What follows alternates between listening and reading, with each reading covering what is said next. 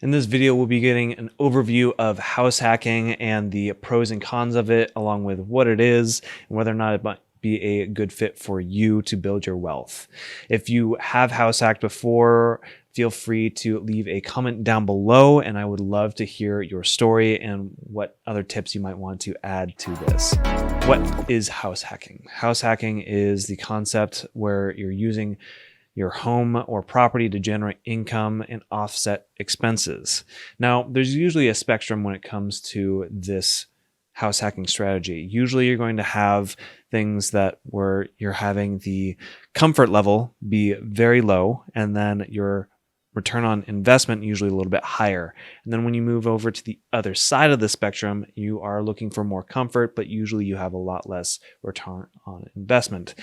So looking at the spectrum, you might be, if you're looking on the less comfort side, this would be buying a single family home where you have 4 bedrooms and you want to make an additional 1 or 2 bedrooms in the garage, and you're living in that home. Now, that's probably not going to be the most comfortable thing, having so many roommates, but it's going to usually provide a lot more return on value versus if you're on the other side of the spectrum and you want to buy a single family home and then build an ADU.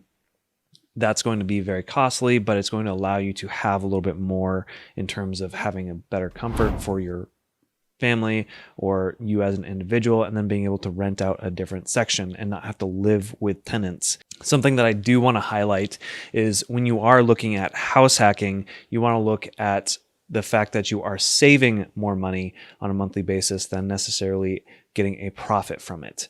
This is where you need to look at, if you were to have a 2-bedroom, 1 bath, if you were to go out into the market and see what that might rent for, if you can get how much you're paying the mortgage for about the same rate and have your roommates or the tenants pay for the other part of that or the majority of the other part of it, that is going to be a huge benefit, because maybe you might be saving an additional $500 or $300 a month, because instead of you doing that 2-1, you have someone else paying a fair amount of it, and then you're only paying a smaller amount of that mortgage. So keep that in mind, that it's a way to save money in the long term, and it's not necessarily something that you're going to be profiting off of immediately. I also want to mention, when you are in these metropolitan areas, that it's going to be a lot harder to make these cash flow in the short term. The major reason being is that usually it's much more of an equity play in these metropolitan areas. And with bigger cities, you're going to have a lot more equity gains over the lifespan of the property versus the cash flow. So keep that in mind when you are looking at buying in larger cities. So the definite pro of this is that you have the potential for cash flow. So let's say that you move out after a couple of years, or you refinance and then move to another place. You could potentially have cash flow coming out of that house. And depending on the situation, you'd then be able to get a monthly income from that rental. Now, the second benefit of this as well is going to be the equity. So if you are in a metropolitan area, you'll probably be able to have the ability to have a home get more equity over time. Now, if you're looking at 20, 30 years down the line, this might be a great way to get your retirement figured out, or be able to sell that home off in order to then do a 1031 exchange into something else or a different asset class that might be helpful for you when you decide to retire. Another pro to this is going to be the flexibility that house hacking can provide to you. So let's say that you're able to not have to pay quite as much for that mortgage, and your tenant or renter is able to pay a majority of that. That means it reduces your living expenses, and then will be able to help you travel a little bit more or do other things that you might have not been able to do with that money. Some definite cons to this house hacking strategy is going to be the fact that you are going to be a landlord. Now, this could be something that you hand off to a property management company, but know that they will be charging fees, and that might not be as possible to do when you're first starting off. Usually once you hit the point where you have 5 to 10 rentals, you're usually able to hand off to property management, and it makes sense financially.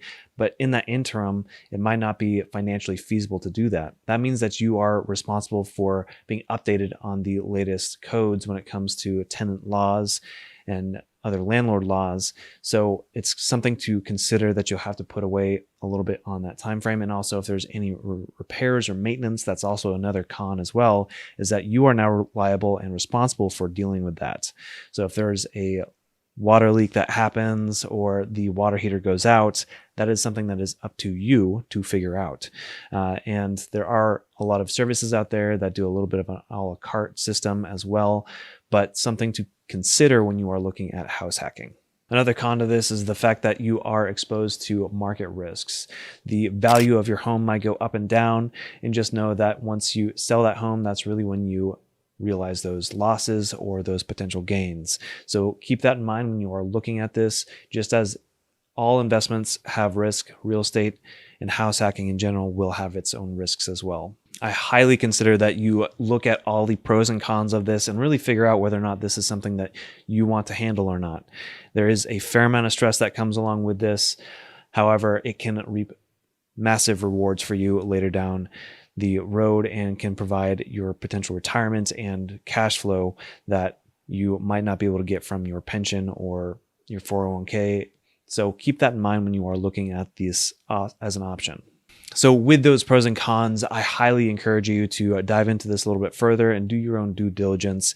And the question then comes, is this the right fit for you? And honestly, it does fit some people and it's a great option for them. However, it might not be the right fit for you in the sense of maybe you don't want to deal with tenants. You may not want to have as much risk.